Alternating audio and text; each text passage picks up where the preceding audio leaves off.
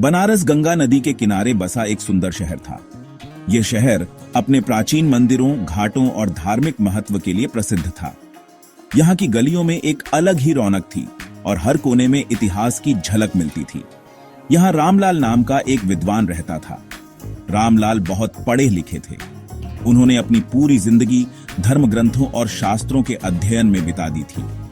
वह एक साधारण जीवन जीते थे, लेकिन उनके ज्ञान का कोई मुकाबला नहीं था। उन्हें धर्म ग्रंथों का अच्छा ज्ञान था। वह वेद, पुराण, उपनिषद और अन्य धार्मिक ग्रंथों के मर्मज्ञ थे। उनके पास हर प्रश्न का उत्तर था और लोग दूर दूर से उनके पास सलाह लेने आते थे। दुर्भाग्य से किस्मत को कुछ और मंजूर था। एक दिन अचानक मौसम ने करवट ली और भारी बारिश शुरू हो गई। ये बारिश कई दिनों तक बिना रुके चलती रही।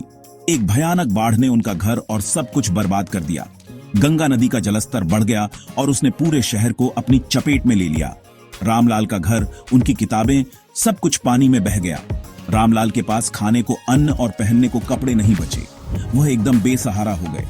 उनके पास न तो रहने की जगह थी और न ही कोई सहारा। मजबूरन उन्हें भीख मांगनी पड़ी। यह उनके लिए बहुत ही कठिन समय था। एक विद्वान जिसने अपनी पूरी जिंदगी ज्ञान के लिए समर्पित कर दी थी, अब सड़कों पर भीख मांगने को मजबूर था। रामलाल के लिए भीख मांगना आसान नहीं था। वह हर दिन अपने आत्मसम्मान को कुचलते हुए लोगों के सामने हाथ फैलाते थे। उन्हें अपनी गरीबी पर शर्म आती थी, लेकिन उनके पास और कोई चारा नहीं था। वह जानते थे कि यह समय भी गुजर जाएगा, लेकिन तब तक उन्हें इस कठिनाई का सामना करना होगा। लेकिन उनके पास और कोई चारा नहीं था। वह रोज सुबह घर से निकलते और रात को थके हुए लौटते। हर दिन उनके लिए एक नई चुनौती लेकर आता था। वह रोज सुबह घर से निकलते और रात को थके हुए लौटते। लोग उन्हें पैसे और खाना देते। कुछ लोग उनकी मदद करने के लिए आगे आते, लेकिन यह मदद भी बहुत सीमित थी। लोग उन्हें पैसे और खाना देते। रामलाल जीवन में आई इस विपत्ति को चुपचाप सहते रहे। वह जानते थे कि शिक्षा ही उनका असली धन है। रामलाल जीवन में आई इस विपत्ति को चुपचाप सहते रहे। वह जानते थे कि शिक्षा ही उनका असली धन है। वह कभी भी मन से हारे नहीं। उन्होंने अपने ज्ञान को ही अपनी ताकत बनाया और हर दिन एक नई उम्मीद के साथ जीते रहे। वह जानते थे कि शिक्षा ही उनका असली धन है। उन्होंने अपने ज्ञान को ही अपनी ताकत बनाया और हर दिन एक नई उम्मीद के साथ जीते रहे। वह अपने कठिन समय में भी अध्ययन करते रहे और अपने ज्ञान को बढ़ाते रहे। वह कभी भी मन से हारे नहीं। उन्होंने अपने कठिन समय को भी एक अवसर के रूप में देखा और अपने ज्ञान को और भी गहरा किया। रामलाल की कहानी हमें यह सिखाती है कि सच्ची संपत्ति ज्ञान है और कठिनाइयों में भी हमें हार नहीं माननी चाहिए। एक दिन रामलाल शहर के बाजार में भीख मांग रहे थे। यह उनका रोज का काम था और वह इस भीड़ भाड़ वाले बाजार में अक्सर देखे जाते थे। तभी उन्होंने देखा कि लोगों का एक समूह जमा है। यह असामान्य था, क्योंकि आमतौर पर लोग अपने अपने काम में व्यस्त रहते थे। उत्सुकतावश वह भीड़ के पास गए। वह जानना चाहते थे कि आखिर क्या हो रहा है। वहां एक धनी व्यापारी की लाश पड़ी हुई थी। व्यापारी का चेहरा पहचान में नहीं आ रहा था, लेकिन उसके कपड़े और गहने उसकी संपन्नता का प्रमाण थे। व्यापारी की हत्या कर दी गई थी। यह दृश्य बहुत ही भयावह था और लोगों के बीच खलबली मच गई थी। लोगों में दहशत और अफरा तफरी मची हुई थी। हर कोई अपने अपने तरीके से इस घटना को समझने की कोशिश कर रहा था। अचानक भीड़ में से एक व्यक्ति ने रामलाल पर चिल्लाते हुए कहा, "यह रहा हत्यारा।" उसकी आवाज में गुस्सा और नफरत साफ झलक रही थी। "मैंने इसे व्यापारी के साथ झगड़ा करते देखा था," उस व्यक्ति ने जोर देकर कहा। भीड़ में और भी लोग उसकी बात का समर्थन करने लगे। यह सुनकर रामलाल हैरान रह गए। वह समझ नहीं पा रहे थे कि यह सब कैसे और क्यों हो रहा है। वह समझ नहीं पाए कि क्या हो रहा है। उनके मन में कई सवाल उठ रहे थे, लेकिन जवाब कोई नहीं था। इससे पहले कि वह कुछ कह पाते, लोगों ने उन्हें पकड़ लिया। भीड़ का गुस्सा अब रामलाल पर उतर रहा था। उन्हें बेरहमी से पीटा जाने लगा। हर कोई अपनी भड़ास निकाल रहा था और रामलाल की चीखें बाजार में गूंज रही थी। रामलाल अपनी बेगुनाही का दावा करते रहे, लेकिन किसी ने उनकी एक न सुनी। उनकी आवाज भीड़ के शोर में दब गई थी। वह बार बार कह रहे थे कि उन्होंने कुछ नहीं किया, लेकिन कोई उनकी बात सुनने को तैयार नहीं था। भीड़ का गुस्सा और बढ़ता जा रहा था और रामलाल की हालत बिगड़ती जा रही थी। यह एक ऐसा दिन था जिसे रामलाल कभी नहीं भूल पाएंगे। पुलिस आई और रामलाल को गिरफ्तार करके ले गई। रामलाल को जेल में डाल दिया गया। जेल एक अंधेरी और गंदी जगह थी। कैदी क्रूर और निर्दयी थे। रामलाल को वहां बहुत प्रताड़ित किया गया, लेकिन रामलाल ने कभी हिम्मत नहीं हारी। उन्हें विश्वास था कि सच्चाई सामने जरूर आएगी। वह जानते थे कि उन्हें खुद ही अपनी बेगुनाही साबित करनी होगी। एक दिन जेलर रामलाल के पास आया। जेलर ने रामलाल की कहानी सुनी थी। उसे रामलाल पर तरस आ रहा था। उसने रामलाल से कहा, मैं जानता हूं कि तुम निर्दोष हो। मैं तुम्हारी मदद करना चाहता हूं। रामलाल को जेलर की बातों पर विश्वास नहीं हुआ।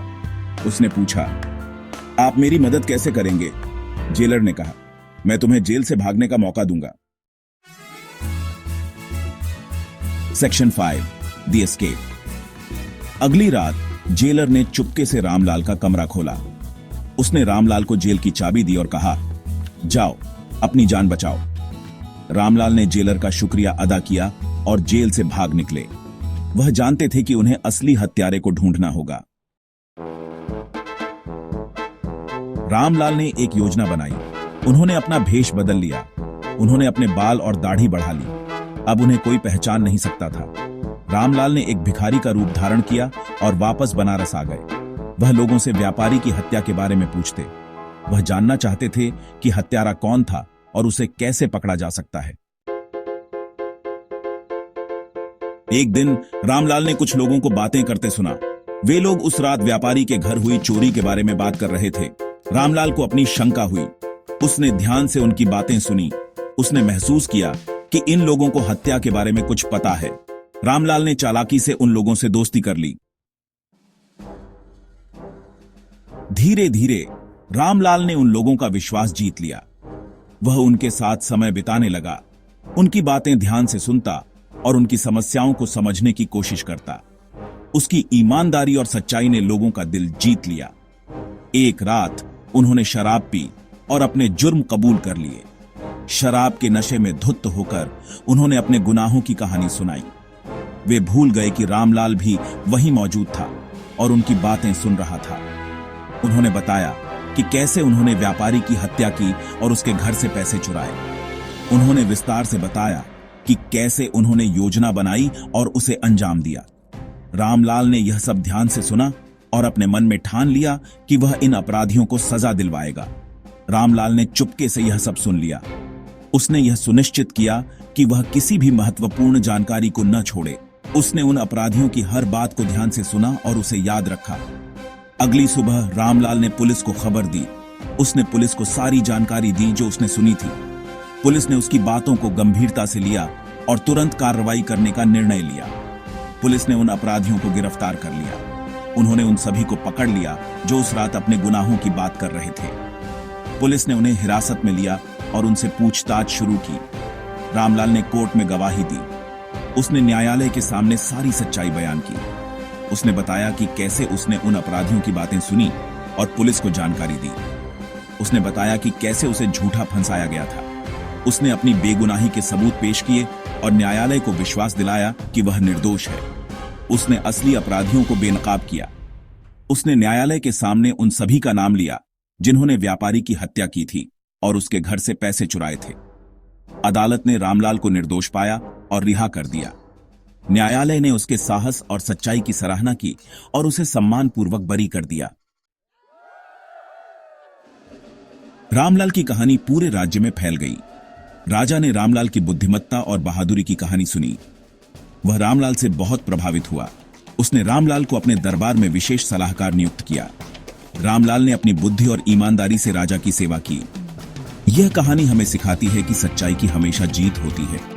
हमें कभी भी हिम्मत नहीं हारनी चाहिए और अन्याय के खिलाफ आवाज उठानी चाहिए।